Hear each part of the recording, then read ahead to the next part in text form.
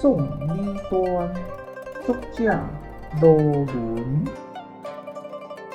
过关随草变，离别自寒边。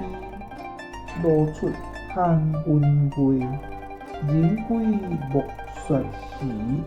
小鼓为客奏，多人识君迟。眼泪空上雄，风景何处奇？谢谢您的观赏，希望您会喜欢我为您制作的影片，请支持我，点击 subscribe， 然后再单击小铃铛。